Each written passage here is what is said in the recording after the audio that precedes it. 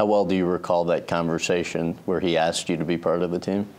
Pretty well. The conversation I had with him was he was not quite so sure in his decision. He told me that, just to give you some context, he and Johan Brunel was the director of the team. They would be the ones to decide together. And Johan was the one that made the phone call to me to tell me about it. But I had been training with Lance for a month at that point, a month and a half in St. Moritz in Switzerland. And he had told me that I was, assuming that I didn't get sick or something that happened, the way I was riding, I would end up racing in the Tour de France. And even though it had been my dream and something I wanted to do, I got nervous because I didn't want to be the guy that they bring for the first time. And the problem with cycling is your teammates can actually cause a disaster. I mean, you're riding in front of the guy trying to help him. You can be the guy that ends his race. So.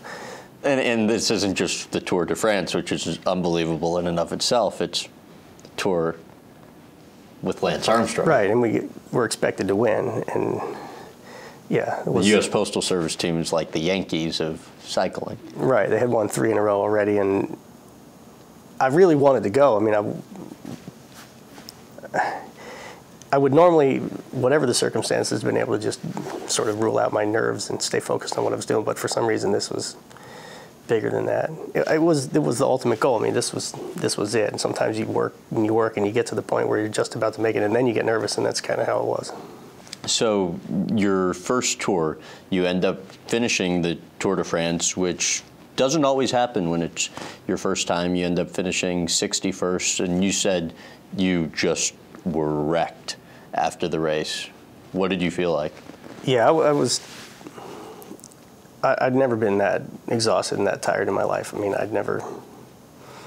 after about 10 days. And the equivalent is basically running a marathon a day for 3 weeks, pretty much, right? Right, yeah. I mean, the equivalent amount of exercise. I've never run a marathon, but I can imagine it's got to be at least as hard as a tour stage.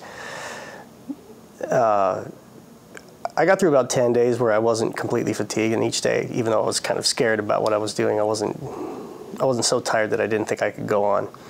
But the last half of the race, every day I would wake up and I would think there's no way I can finish it, but I'll just put one foot in front of the other. I'll get up and I'll go eat breakfast, and I'll get on my bike, and then if I can't do it, I can't do it.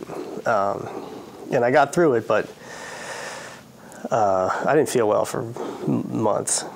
I think I felt ill. Yeah. Really? Why?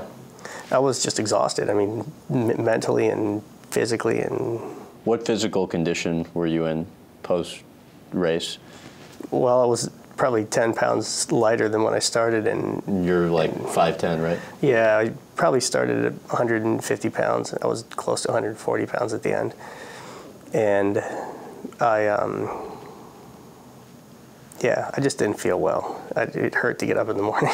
And Everything felt bad. You at 5'10", 140 pounds, I mean, you had to look like you were starving yourself. I was really skinny.